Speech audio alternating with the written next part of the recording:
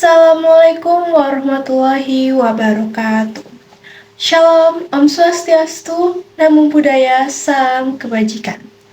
Perkenalkan, nama saya Herin Akila, saya dari kelas 11.4.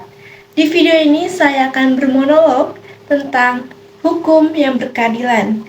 Judul monolog saya adalah hukum yang diklaim adil tapi nyatanya tanda tanya. Kita tahu bahwasanya Pancasila memiliki 5 sila. Salah satu silanya adalah sila kelima Pancasila yang berbunyi keadilan sosial bagi seluruh rakyat Indonesia. Kita tumbuh dalam sebuah keyakinan. Dan tahukah kamu dengan pepatah ini? Hukum tumpul ke atas dan runcing ke bawah. Saat ini, seiring berjalannya waktu, nasib-nasib kalangan atas atau sebut saja sebagai kalangan besar semakin merajalela.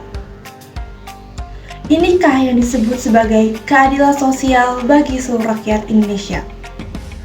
Apakah hukum itu benar-benar adil?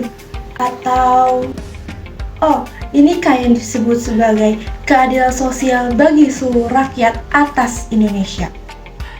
Sangat miris, bukan?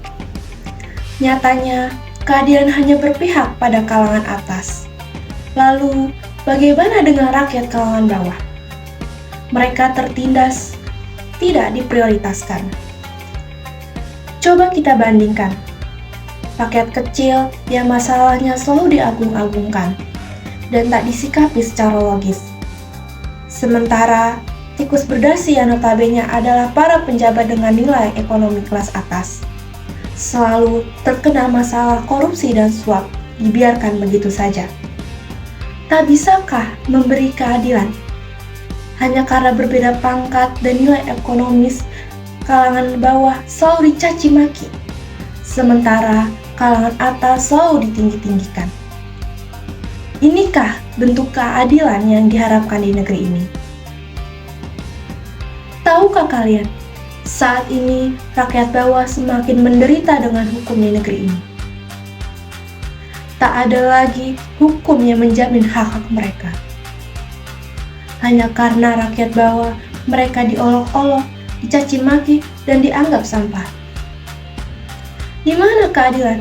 Di mana mata, mulut, dan tangan kalian bekerja? Segitukah engkau ingin menjilat, ketimbang membantu dan membelas kasihani rakyat bawah? Hanya karena uang, kalian baru ingin bergerak. Tolonglah, kami hanya rakyat kecil yang ingin diberikan perlindungan, keamanan, dan hak-hak kami lainnya dalam negeri ini. Kami membutuhkan keadilan di sini. Kalau bukan kalian, siapa yang dapat memberikan keadilan bagi kami? Pada siapa kami menemu?